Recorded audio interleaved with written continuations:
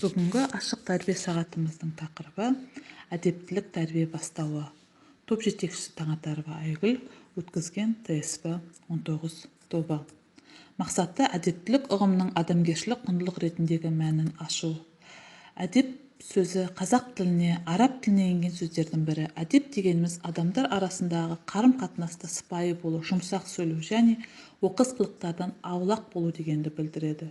Яғни бір кісінің басқа кісілермен инабатты түрде қарым-қатынас жасауы және сөйлеген сөздері мен істеген істерінде көрсеткен қылықтары мен жасаған әрекеттерінде сыпайы, мәдениетті болуы әдептіліктің нышаны болып табылады.